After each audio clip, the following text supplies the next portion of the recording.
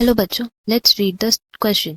इस क्वेश्चन में हमें बोला गया है कि करेक्ट स्टेटमेंट्स आर, ये स्टेटमेंट्स में से हम लोग को करेक्ट स्टेटमेंट फाइंड आउट करना है। तो ए में लिखा है कि MTPs are quite helpful in cases where we can save the lives of a lot of people. B में लिखा है MTPs are essential in certain cases where continuation of pregnancy can be harmful और even fatal for the mother और foetus, या फिर दोनों के लिए।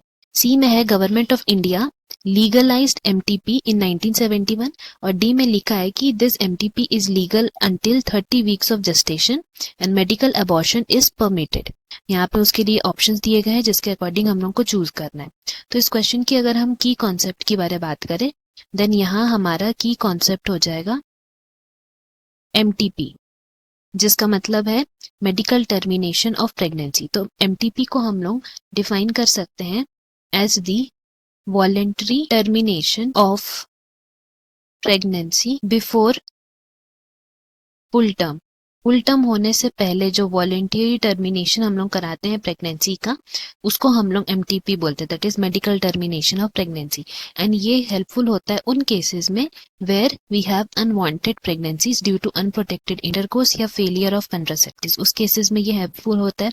नाउ अगर हम स्टेटमेंट्स की बात करें तो स्टेटमेंट ए में लिखा है कि MTPs are helpful in cases where we can save lives of lot of people.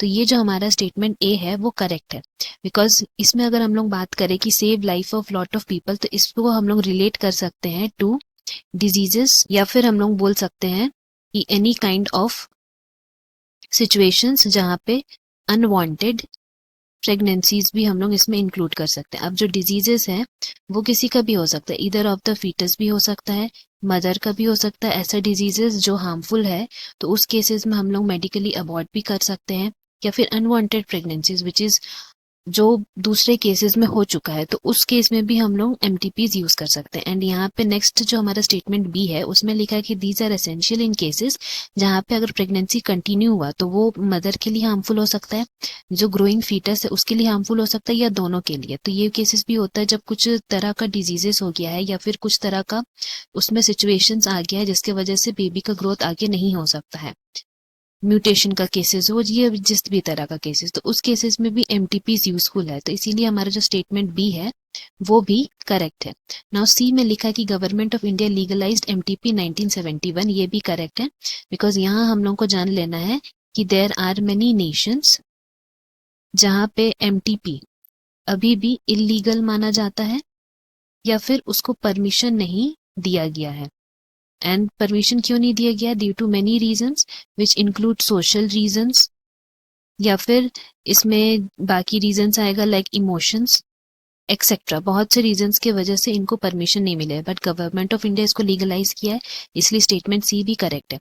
Now D में लिखा है it is legal until 30 weeks of gestation. ये स्टेटमेंट जो है हमारा ऑप्शन डी, ये गलत है। डी स्टेटमेंट गलत क्यों है? Because MTP is legal and safe during first trimester, मतलब फर्स्ट ट्राइमेस्टर तक ही इसको सेफ माना गया है। दैट इज कितने वीक्स हो जाएगा? That is up to 12 weeks of pregnancy, तब तक ही इसको सेफ माना गया है। एंड इसीलिए हम लोग बोल सकते हैं हमारा स्टेटमेंट डी इनकरेक्ट है। एंड यहाँ से हम लोग बोल सकते हैं हमारा करेक्ट ऑप्शन कौन सा हो जाएगा? Option A. Hope you have understood. Best of luck. Thank you.